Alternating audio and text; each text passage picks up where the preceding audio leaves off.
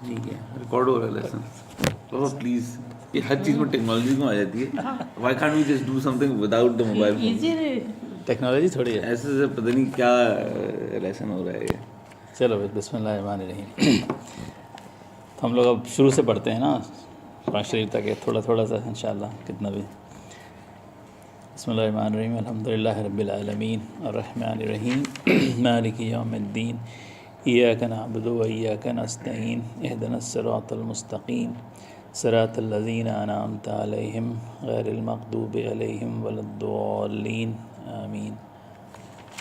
سورہ فاتحہ قرآن کی ابتدائی پہلی سورہ سے فاتحہ کہتے ہیں، مطلب دعا ہے یہ بیسیکلی. اللہ کے نام سے جو رحمان رحیم ہے، تعریف اللہ ہی کے لیے ہے جو تمام کائنات کا رب ہے. رحمان رحیم ہے، روز جزا کا مالک ہے. ہم تیری ہی عبادت کرتے ہیں اور تجھ سے ہی مدد مانگتے ہیں. ہمیں سیدھا راستہ دکھا، ان لوگوں کا راستہ جن پر تو نے انعام فرمایا، جو معتوب نہیں ہوئے، جو بھٹکے ہوئے نہیں ہیں. یعنی اللہ، تعریف اللہ ہی کے لیے ہے. یعنی سورہ فاتحہ اصل میں ایک دعا ہے، لیکن دعا کی ابتدائی اس ہستی کی تعریف سے کی جا رہی ہے جس سے ہم دعا مانگنا چاہتے ہیں. یعنی تعریف اللہ ہی کے لیے ہے، کسی اور کے لیے ہو ہی نہیں سکتی. یہ بات کہہ کر ایک بڑی حقیقت پر سے پردہ اٹھا گیا ہے. حقیقت ایسی ہے جیسے پہلی ہی جب سے مخلوق پرستی کی جڑ کٹ جاتی ہے. دنیا میں جہاں جس چیز اور جس شکل میں بھی کوئی حسن، کوئی خوبی، کوئی کمال کا چشمہ اللہ ہی کی ذات سے ہے. مطلب جو کچھ بھی اویلیبل ہے، جو لوگ اچھے ہیں، جو چیزیں اچھی ہیں، صرف اللہ ہی کی وجہ سے ہیں. روز جزا کا مالک ہے، یعنی اس دن کا مالک ہے جب کہ تمام اگلی پچھلی نسلوں کو جو جمع کر کے ان کے کارنامہ زندگی کا حساب لیا جائے گا. ہر انسان کو اس کے عمل کا پورا صلہ یا بدلہ ملے گا. اللہ کی تعریف میں رحمان و رحیم کہنے کے بعد مالک روز جزا کہنے سے یہ بات نکلتی ہے کہ وہ بڑا مہربان ہی نہیں بلکہ منصف بھی ہے، انصاف کرے گا اس دن. اور منصف بھی ایسا ہے اختیار منصف کے آخری فیصلے کے روز وہی پورے اقتدار کا مالک ہوگا. نہ اس کی سزا میں کوئی مزاحم ہو سکے گی اور نہ جزا میں مانے.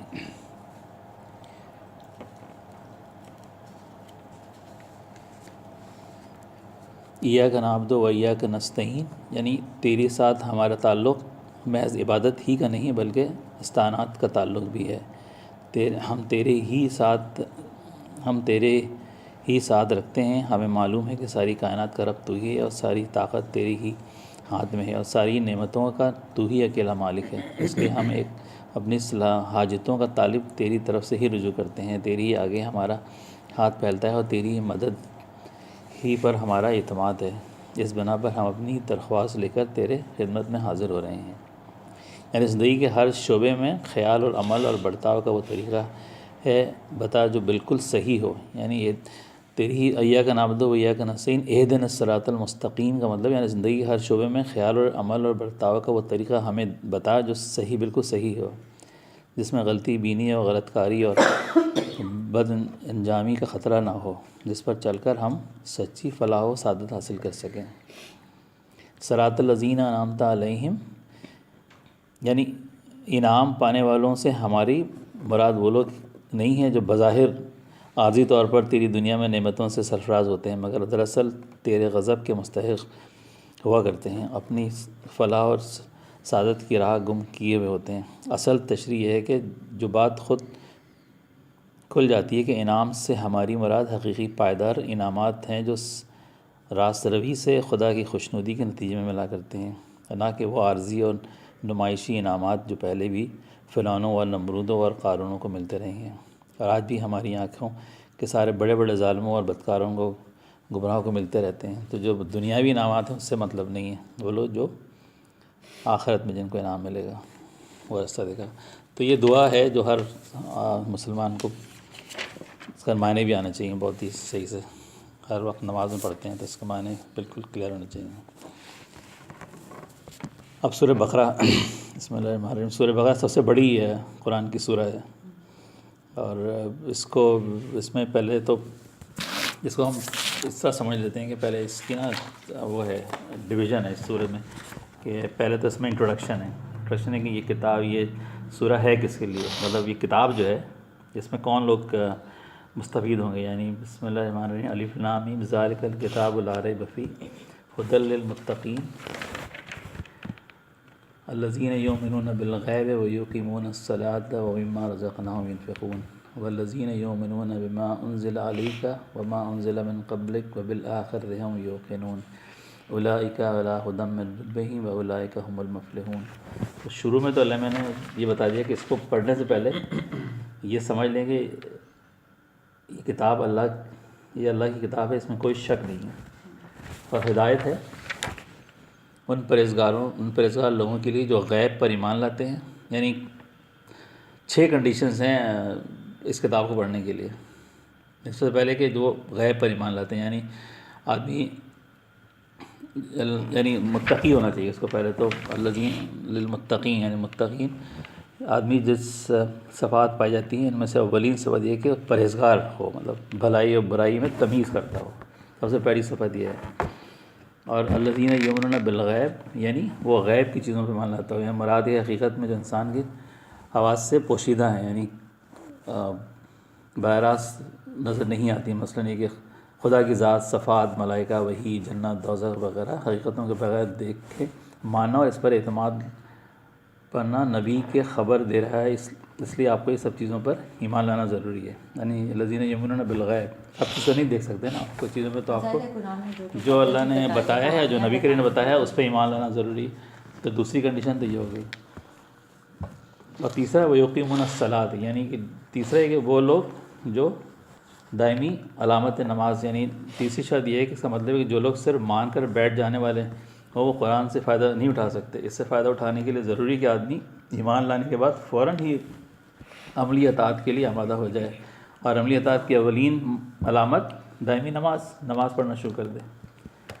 وَمِمَّا رَزَقْنَاهُمْ يُنْفِقُونَ، اور قرآن کی رہنمائی فائدہ اٹھانے کے لیے چوتھی شرط یہ ہے کہ آدمی تنگ دل نہ ہو، مطلب یہ کہ خرچ کرے، زبردستی نہ ہو، اس کے مال میں خدا اور بندوں کے جو حقوق مقرر کیے جائیں انہیں ادا کرنے کے لیے تیار ہو، اس چیز پر ہم ایمان لایا ہو، اس خاطر مالی قربانی کرنے کے لیے بھی تیار ہو، یعنی یہ اس کی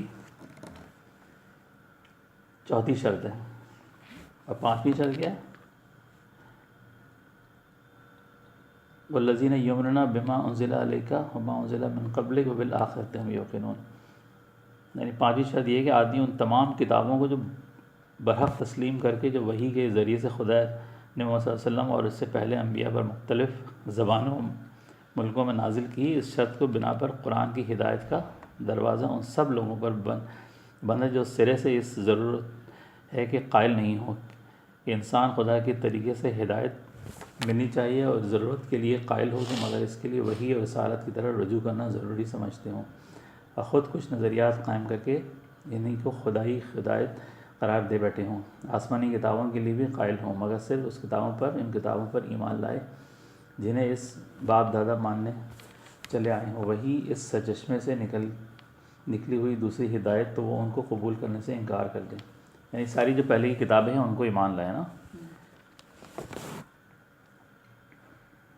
والذین یؤمنون بما انزل الیک وما انزل من قبلک، یعنی اس سے پہلے جو کتابیں اللہ نے جیسے تورات ہے، انجیل ہے، ان سب پہ ایمان لانا ہو اس کو۔ یہ فیتھ کا حصہ ہے، یہ ساری کی ساری چیزیں نا 6 فیتھ ہیں۔ 6 فیتھ میں کیا آتا ہے؟ انسان کا فیتھ میں کیا ہے؟ 6 یعنی پہلے تو آپ توحید، اس کے بعد فرشتوں پہ ایمان لانا، اس کے بعد بکس پہ ایمان لانا، ملائکہ، پروفٹس پہ، اور آخرت پہ۔ اور آخری شرط یہ ہے کہ جو آخرت ایک جامع لفظ ہے، اس کا اطلاق بہت سے عقائد کے مجموعے پر ہوتا ہے، اس میں حسب ذیل عقائد شامل ہیں، یعنی آخرت پہ ایمان لانا اس طرح سے کہ یہ انسان اس دنیا میں جو ہے وہ ایسے کوئی فالتو نہیں پھر رہا، ہمیں رسپانسبل ہے، وہ بہت غیر ذمہ دار نہیں ہے، بلکہ اپنے تمام اعمال کے لیے خدا کے سامنے جواب دے ہے، یعنی جو کچھ بھی کر رہا ہے اس کو سوچے کہ اس کا جواب دینا ہے مجھے، تو اس لیے آخرت پہ ایمان اسی وقت لیں گے نا جب کہ آپ کو پتا ہو کہ مجھے جواب دینا ہے، اکاؤنٹیبل ہے، رسپانسبل ہیں آپ، تو اس لیے آخرت پہ ایمان لانا اس لیے ضروری ہے، یہ کہ اس عالم کے خاتمے کے بعد خدا ایک دوسرا عالم بنائے گا، اور اس میں پوری نوع انسان کو جو ابتدائی آفرینت سے قیامت تک زمین پر پیدا ہوئی ہیں بیک وقت دوبارہ پیدا کرے گا، اور سب کو جمع کر کے اس کے اعمال کا حساب لے گا، اور ہر ایک کو اس کے کیے کا پورا بدلہ دے گا۔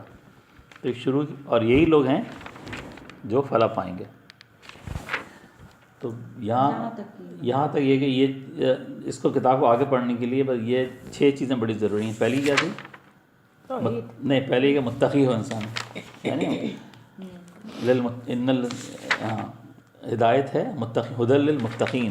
یہ کتاب ہدایت ہے صرف متقیوں کے لیے، غیب پہ ایمان رکھنے والوں کے لیے، نماز پڑھنے والوں کے لیے، اللہ کی راہ میں خرچ کرنے والوں کے لیے، پہلی کتابوں کو یقین رکھنے والوں کے لیے، اور آخری آخرت پہ ایمان رکھنے کے لیے. 6 کنڈیشنز ہیں. 6 کنڈیشنز کو ہم ایویلویٹ کرنا پڑتے ہیں ہر وقت کہ ہم 6 کنڈیشن پورا اترتے ہیں تو پھر یہ قرآن آپ کو ہدایت دے گی، ورنہ پھر نہیں دے گی. اس لیے کہ اس کا بیسس یہی ہے کہ آپ کو یہ بلیو ہونا چاہیے. مطلب ایک آدمی قرآن شریف پڑھ رہا ہے جو صرف ایک بک کی طرح پڑھنا چاہتا ہے کہ میں کرسچن ہوں، میں پڑھ رہا ہوں، تو اس کو ہدایت ملنا مشکل ہے. پہلے سے اس کا ایک دل ہونا چاہیے کہ میں جو پڑھنے جا رہا ہوں میں پھر اس سب پہ بلیو بھی رکھوں گا جو اندر آ رہا ہے. اگر ٹیکسٹ بک نہ پڑھنا شروع کر دیں کہ میں ٹیکسٹ بک کتنے گورے ہوتے ہیں جو آپ کو بتا دیں قرآن کے بارے میں، لیکن بارے میں نہیں بتاتے ہیں، لیکن وہ they don't believe وہ ایک چلو یہ کتابیں پڑھ کے دیکھتے ہیں کیا اس کے اندر. لیکن اللہ نے کہا اگر ہدایت بانی ہے، اگر آخرت پہ مطلب یہ لکھا نا اولئک هم المفلحون، اولئک علی ھدی من ربہم واولئک هم المفلحون. جو آدمی اس کے جو فلاح پائے گا، جو آخرت میں فلاح پائے گا، تو وہی ہیں جو یہ لوگ ہیں. یہ 6 کنڈیشن جو فلفل کرے گا تو وہ اس کتاب کو سمجھے گا بھی، اس کی ہدایت بھی پائے گا اور اللہ کے سامنے سرخرو بھی ہوگا. تو یہ سورہ بقرہ میں شروع میں یہ بات کہہ دی کہ آگے چلنا ہے، آگے صفحہ پلٹنا ہے تو بات کرتے ہیں تو پھر تمہاری ہدایت تو نہیں ہے. تو یہ بڑا ٹف ہے، یہ آسان نہیں ہے. مطلب متقی ہونا ہے اور اس کے بعد پھر غیب پہ ایمان لانا ہے. ہر بار غیب پہ ایمان رکھیں. اب جو بتا دیا اللہ نے، بہت سارے لوگ پوچھتے ہیں ہمیں تو دیکھا نہیں، ہم کیسے ایمان لیں ابھی؟ نہ ہم نے اللہ میں دیکھا، نہ ہم نے فرشتے دیکھے، نہ ہم نے جنت دوزخ دیکھی. آپ سب کچھ بہت سارے لوگ کہتے ہیں آپ سب کچھ تو نہیں دیکھ سکتے نا. تو اور سب کچھ دیکھنے کی آپ میں ہمت بھی نہیں ہے. اگر آپ دیکھ لیں تو پھر آپ تو جینا مشکل ہو جائے آپ کا، ہے نا. تو غیب پہ ایمان لائیں اور پھر اللہ میں نے بیلنس رکھا نا کہ تم ابھی دیکھ لو کہ ہے وہاں پر، سمجھ لو. دیکھو گے تو پھر مشکل ہو جائے گی. جیسے بتا نا ریسٹورینٹ میں کھانا اگر دیکھ لے کس طرح سے پکڑا ہے تو کھائے گا نہیں جا کے وہاں پر. تو جس طرح سے بعض جگہ لوگ بناتے ہیں. لیکن جو چیزیں جتنی اللہ نے پوشیدہ رکھی ہیں ہمارے اپنے فائدے کے لیے ہیں کہ ابھی نہ پتہ چلے، لیکن ایمان ضرور رکھیں آپ کہ بھئی وہ چیز ہونے والی ہے. ایسے کتنے چیزوں پہ جو لاز آف اسلام ہے اس پہ کوشچن کرتے ہیں لوگ. کیوں بھائی ایک سے زیادہ شادی کیوں کر سکتے ہیں، مرد کیوں کر سکتے ہیں، عورت تمہیں نہیں سمجھ میں آئے گا بھائی. تم ہر چیز سمجھنے لگے تمہیں نہیں سمجھ مشکل ہو جائے. ہاں ہر چیز جسٹ فالو.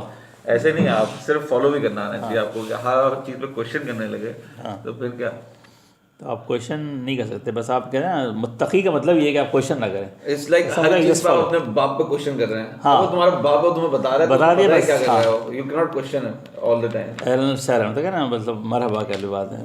متقی ہونا تھوڑا سا بات ضروری کہ آپ متقی ہو. متقی وہی ہوتا ہے جو انسان یعنی سمجھتا ہے کہ اندر سے اس کے اندر ایک ہو کہ میں وہ لوگ جو دنیا اور جانوروں کی طرح جیتے ہوں، جنہیں اسی کو ایمان کہتے ہیں. اس کو ایمان کہتے ہیں. ایمان کہتے ہیں. You have to have faith.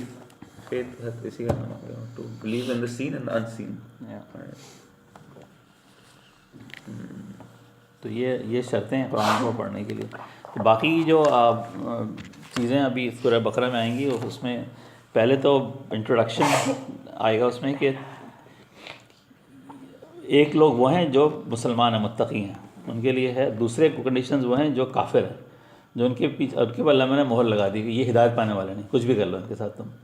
تیسرے منافقین ہیں جو بظاہر تو ایمان رکھتے ہیں لیکن پیچھے سے وہ نہیں کرتے. 3 لوگ ڈیفائن ہیں اس کو. آگے جو انٹروڈکشن آئے گا نا کہ یہ ایسے لوگ ملیں گے. اور پھر اس میں اللہ میاں نے وہ بتایا جب آدم کو پیدا کیا، پھر شیطان نے منکر ہوئے، مانا نہیں، تو وہ دکھایا کہ وہ شیطان جو منکر ہوا وہ وہیں سے ایک ایسی جماعت بن گئی تھی کافروں کی. وہ کافر ہو گیا تھا نا، تو نیچے بھی کافر ہیں. جیو جو آئے نیچے، نبی کریم نے جب اسلام پیدا کیا تو وہ کافر تھے. ان کو کچھ بھی کہتے ہیں وہ نہیں ماننے والے تھے، اس لیے کہ ان کے ذہن میں یہ تھا کہ یہ الگ سے کیوں بنا دیا ایک آدمی، میں تو تھا نا.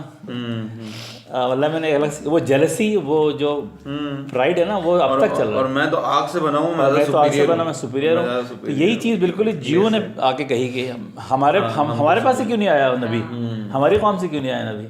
یہ جب تھا نا میں ابھی یہ پڑھ رہا تھا ابھی سن رہا تھا سیرہ تو آپ نے ابھی 2 قبلوں کے نام لیے تھے نا جو کریم میں رہتے تھے تب ان اور وہ جو ہے وہ یہودیوں کے قبلے کے پاس رہتے تھے اینڈ دا یہودی قبلہ used to always look down at them and say کہ تم لوگ جو ہمیں پتہ ہے کہ ہمارا پروفٹ آنے والا ہے اور جب آئے گا ہم تمہیں مار ڈالیں گے ہم تمہیں ایسا کرتے ہیں and they used to always look down at them not کہ بھی وہ اگر اچھا ایٹیٹیوڈ دکھاتے ان کو یا اچھا دعویٰ کرتے تو وہ بھی شاید جو بن جاتے, لیکن انہوں نے ایسا کبھی دکھا نہیں, انہوں نے ہمیشہ سیکنڈ کلاس ان کو رکھا. تو اب جب پروفٹ آ گئے مکہ میں اور پھر انہوں نے ڈھونڈا کہ مجھے کون سا قبلہ چاہیے, مطلب کون سا قبیلہ چاہیے, کیونکہ مکہ میں سچویشن بہت وہ ہو گئی تھی, ہی وانٹڈ ٹو کہ کہیں میں سیف ہیون لوں. ناؤ دیٹ ایجرز ان قبلہ وہ آ گیا ان سے ملنے کے, انہوں نے جب دیکھا کہ یہ ہے پروفٹ, ان کو پتا تھا پروفٹ آنے والا ہے, تو انہوں نے کہا ہاں وی ول گیو یو پروٹیکشن. پھر وہ ادھر چلے گا, پھر اس کے بعد تو جو کبھی بھی نہیں, ہاں پھر وہ اسٹرانگ ہو گئے. پھر ہاں تو اللہ میں نے بس سیٹ اپ رکھا. تو جیو کا حال وہی تھا جو شیطان کا حال تھا اوپر آنے سے پہلے انسان کا, کہ اس نے یہ سوچا کہ نہیں یہ کیوں بنا دیا اللہ میں نے میرے سامنے, اور جیو بھی سوچا کہ نہیں نبی کیوں آ گیا وہاں سے, بھائی نبی تو ہمارے پاس آئے گا. although they knew کہ ہمارے پاس ہے. تو یہ ٹینشن ابھی تک یہ ابھی بھی ہے. ابھی جو بنی اسرائیل ایگو کا جو فیکٹر ہے وہ ابھی بھی ہے, اور وہ ہمیشہ چاہتے تھے کہ ایسا نہ ہو. تو بنی اسماعیل سے آ گئے.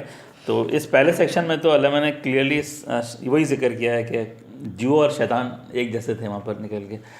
پھر دوسرے سیکشن میں جو ہے وہ بنی اسرائیل کا واقعہ ہے, سارا کا سارا حضرت موسیٰ علیہ السلام بنی اسرائیل کے ساتھ پورا ایک تفصیلی, ابھی ہم جب چلیں گے اس سے نبی کریں کیسے کیسے واقعات ہوئے, کیسے چھڑایا ان کو. تو یہ پورے قرآن میں کافی حضرت موسیٰ علیہ السلام بنی اسرائیل کا تو بہت ذکر ہے, لیکن اس میں ایک انٹروڈکشن ہے سورہ 40 سے 121 تک, جہاں پر بنی اسرائیل کا ذکر ہے اور نبی کریم کے فیتھ کے بارے میں بتایا گیا ہے. تو اسی سیکشن کو انہوں نے پھر 4 ٹکڑوں میں توڑا ہے کہ سیکشن 1 میں نبی کریم وہ حضرت موسیٰ علیہ السلام کا ذکر ہے, پھر بعد میں حضرت ابراہیم علیہ السلام کا ذکر آتا ہے کہ وہ انہوں نے جا کے پھر خانہ کعبہ بنایا, خانہ کعبہ کی عمارت کی, پھر دعا کی اور بتایا کہ آگے جو ہے ہاں نبی کریم ایک پروفٹ ہمارے اس میں کلین میں آئیں گے.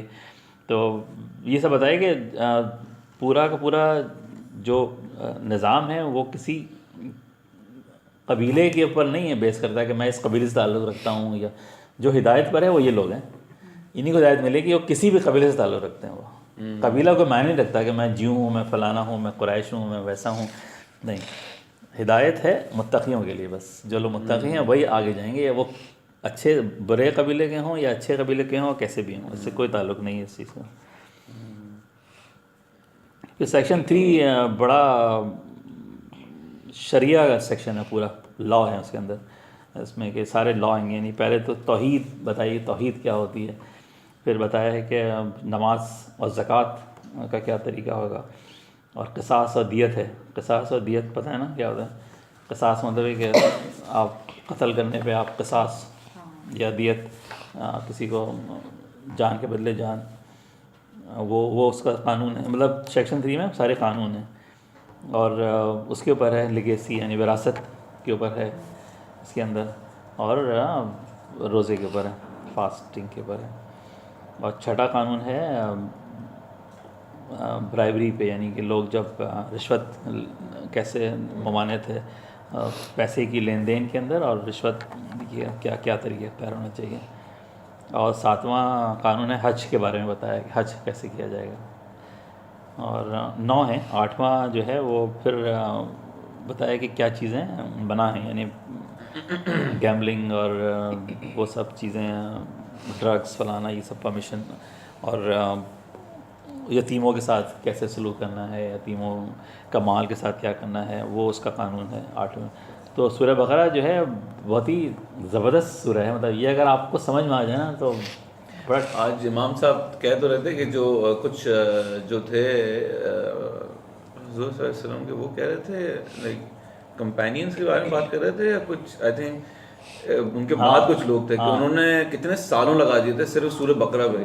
7 سال سورہ بقرہ, صرف سورہ بقرہ پڑھ رہے تھے 7 سال. ہم آگے جا نہیں سکتے, آگے نہیں, کہ ہمیں سمجھ میں نہیں آ رہا ہے کیا ہے, اتنی ڈیٹیل میں. اس میں پورا کا پورا نا مطلب توحید ہے, قانون ہے, آخرت ہے اور حضرت ابراہیم علیہ السلام اور آدم علیہ السلام کا ذکر ہے، ان کی پیدائش کا ذکر ہے، ان کی کریشن کا ذکر ہے، اور سب سے آخر میں ہے شادی بیاہ کا سلسلہ، ڈائیورس، شادی، خلا، نان نطفہ، مطلب خلا کیا ہوتا ہے؟ خلا مطلب عورتیں خلا لیتی ہیں، عورت جب لیتی ہے تو وہ خلا ہوتا ہے، کیا قانون ہے اس تو وہ کا ڈائیورس ہوتا ہے. among the spouses and other issues of marital life. تو سورہ بقرہ میں 9 لاز ہیں آگے جو فقہ ہے یہ پورا.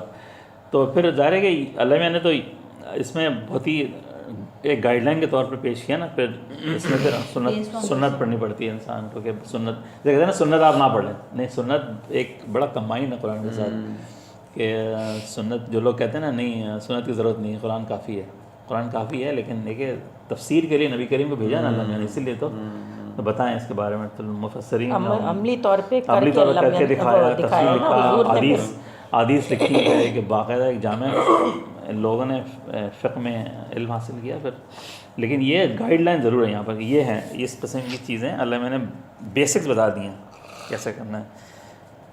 پھر سیکشنز 4 میں جو ہے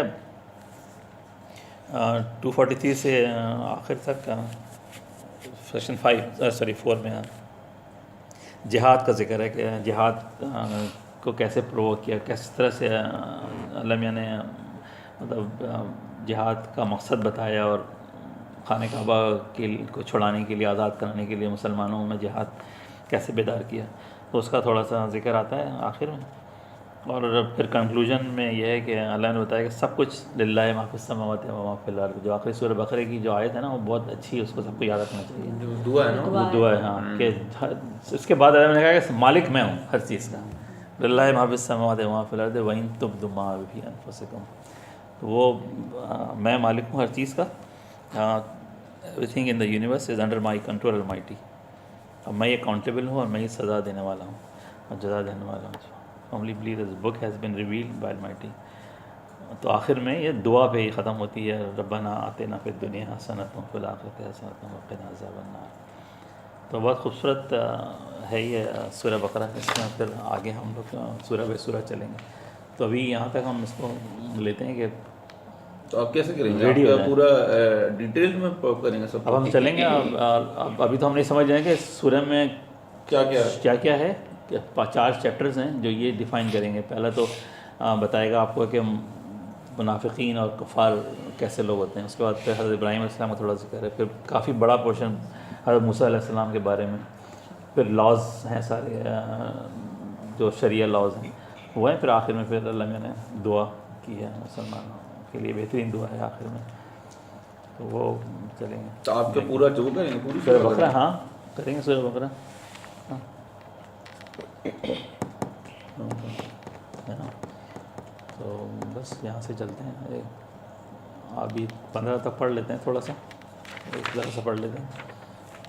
تو پھر وہاں سے شروع ہوتا ہے کہ اعوذ باللہ من الشیطان الرجیم ان الذین کفروا سواء علیہم انذرتہم ام لم تنذرہم لا یؤمنون ختم اللہ علی قلوبہم وعلی سمعہم وعلی ابصارہم غشاوۃ ولہم عذاب عظیم ومن الناس من یقول آمنا باللہ وبالیوم الآخر وما هم بمؤمنین یخادعون اللہ والذین آمنوا وما یخدعون الا انفسهم وما یشعرون فی قلوبہم مرض فزادہم اللہ مرضا ولہم عذاب علیم بما كانوا یکذبون وإذ قیل لهم لا تفسدوا في الأرض قالوا إنما نحن مصلحون ألا إنهم هم المفسدون ولكن لا يشعرون.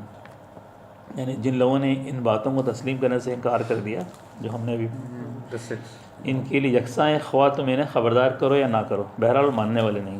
یعنی جو آدمی ان 6 چیزوں پہ ایمان ہی رکھے گا تو پھر اس کو تم کچھ بھی کہتے رہو، ڈزنٹ میٹر، ماننے والا نہیں. اللہ نے ان کے دلوں اور ان کے کانوں پر مہر لگا دی ہے، ان کی آنکھوں پر پردہ پڑ گیا ہے، وہ سخت سزا کے مستحق ہیں.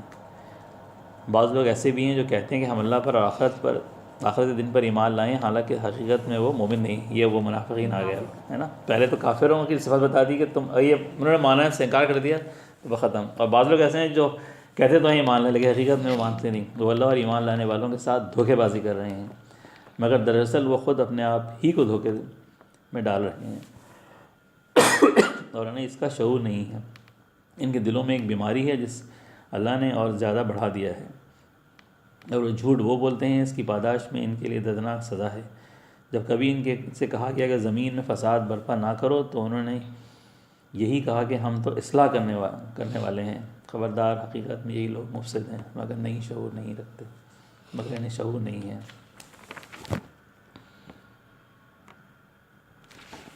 تو یہ تینوں صفتیں آ گئی نا۔ پہلے تو ہم نے پڑھ لیا جو مسلمان ہوں گے وہ اس پہ ایمان رکھیں گے، دوسرے کافر، تیسرے یہ منافقین ہیں جو بظاہر تو سمجھتے ہیں، کہتے ہیں ہم مان لائے لیکن نہیں لائے۔ تو یہ ہمارا پہلا سیکشن تھا آج، اس پہ پورا ہو گیا۔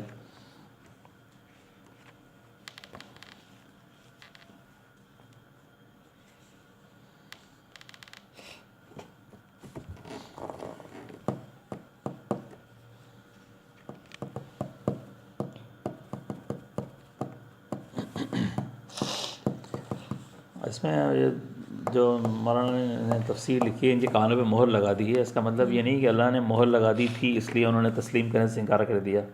مطلب ایک ایسا ہوتا ہے نا کہ اللہ نے مہر لگا دی تو پھر وہ بیچارے کیا ہے، ان کا کنڈیشن کیا ہے۔ لیکن تفسیر، اب اس کی تفسیر لوگ پوچھنا چاہتے ہیں نا کہ کیسے مہر لگا دی، یعنی ان کا مطلب یہ نہیں کہ اللہ نے مہر پہلے سے لگا دی تھی اس لیے انہوں نے تسلیم کرنے سے انکار کر دیا، بلکہ مطلب یہ ہے کہ جب انہوں نے ان بنیادی امور کو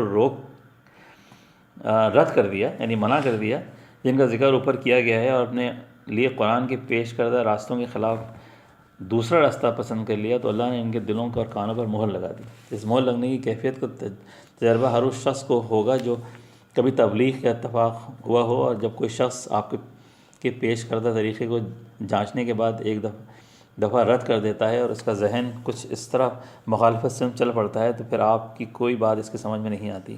آپ کی دعوت کے لیے اس کی کان بہرے اور آپ کے طریقے خوبیوں کے لیے اس کی آنکھیں اندھی ہو جاتی ہیں۔ اور صحیح طور پر محسوس ہوتا ہے کہ فی الواقع اس کے دل پر مہر لگی ہوئی ہے۔ مطلب مہر لگتی خود لگاتا ہے انسان، جب چیزوں کو منع کرتا چلا جائے گا تو اس کا مطلب کہ اس نے اس کو بالکل ہی ایک ایسی ٹائم آ گیا کہ اس نے اس کو اپنے بس ٹائم کر دیا کہ بس I don't want to believe this, ختم۔ تو پھر آپ کیا کہیں گے؟ ایک آدمی، آپ جنرلی کسی ایسی میٹنگ میں چلے جائیں، بات کریں، اگر آپ کو نہیں سمجھ میں آ رہا کہ نہیں میں تو مانتے ہی نہیں، پھر آگے ڈسکشن ہی بیکار ہو جاتی ہے نا، کچھ فائدہ ہی نہیں، کیا کرنا ہے پھر۔ تو وہ اپنے اوپر خود ہی یہ بڑا خطرناک کام ہے کہ انسان کو نا کبھی بھی اپنے اوپر نارمل ڈسکشنز میں، نارمل بیہیویئر میں کبھی اپنے اوپر وہ نہیں لگانا چاہیے کہ بس میں تو اب یہ چیز کو 100% اس طرح سے مانتا ہوں۔ جیسے ہے نا، کیپ یور مائنڈ اوپن، ایک لفظ جو عام طور پر بولا جاتا ہے نا، please keep your mind open. تو ان جو مائنڈ اوپن رکھتے ہیں وہ چیزوں کو ایویلیوٹ کر کے یہ سمجھتے ہیں کہ ہو سکتا ہے کہ اگلا جو بندہ بول رہا ہے وہ اس میں کچھ حقیقت بھی ہو۔ تو اس کو جنرل بھی اپلائی کر سکتے ہیں آپ، کہ اپنے ذہنوں پہ مہر کبھی نہ لگاؤ کہ بھئی بس جو میں نے سمجھ لیا، جو میں نے وہی ایک آخری الٹیمیٹ ہے۔ انسان ہے نا، انسان تو غلطی کر سکتا ہے، اپنی سمجھ کو بالکل ہی کنفرم نہیں کرنا چاہیے۔ Keep your mind open always. تو پھر آپ کم از کم اس والے پارٹی میں نہیں آئیں گے جہاں آپ کو مہر لگی ہوئی ہے۔ تو this is always good to keep it open.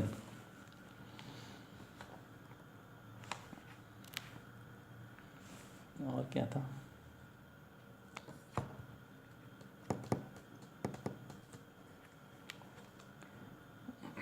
یعنی اور منافقین کے لیے، یعنی وہ اپنے آپ کو اس غلط فہمی میں مبتلا کر رہے ہیں کہ ان کے یہ منافقانہ روش ان کے لیے مفید ہوگی، حالانکہ دراصل یہ ہے کہ دنیا میں بھی نقصان پہنچائیں گے اور آخرت میں بھی۔ دنیا میں ایک منافق چند روز کے لیے تو لوگوں کو دھوکے دے سکتا ہے، مگر ہمیشہ اس کا دھوکہ نہیں چل سکتا۔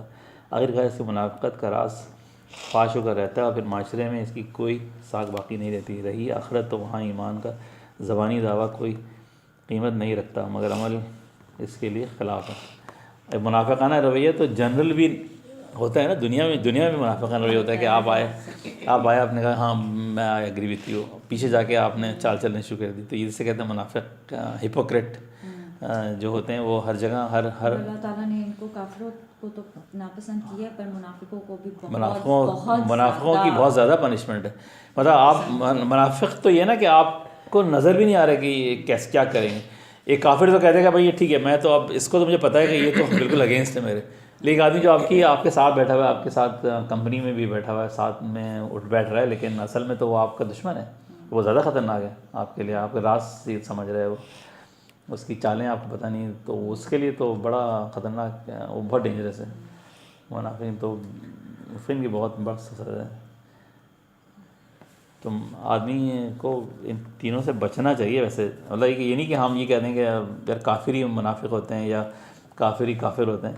عام زندگی میں بھی یہ رویوں سے بچنا چاہیے, ہے نا, کافرانہ رویے, منافقانہ رویوں سے بچنا چاہیے انسان کو. کہ بہت سارے بیہیویئرز یا روزمرہ کے حالات میں آپ جو ہے نا ٹرانسپیرنٹ انسان رہے, وہ اچھا رہتا ہے ہر چیز میں. رویوں سے, یہ رویوں کے نام ہے, کافرانہ رویہ, مشرکانہ رویہ.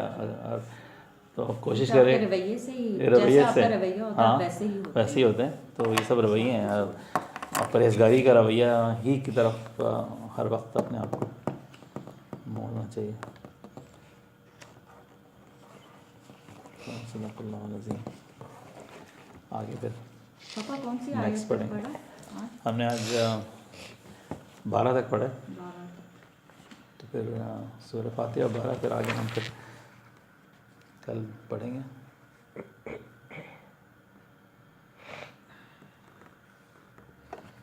اب اس منافقوں کے بارے میں اور ہے آگے, تھوڑا بریکس میں کرتے تاکہ ہاں صحیح ابھی ہاں جو چیزیں سمجھ میں آ گئی نا اس کو یاد بھی رہے. ہاں صحیح انشاءاللہ. چلو گڈ. آگے پھر اس کو اگلے ہفتے پڑھیں گے. ذرا وہ اسی بات کی ناک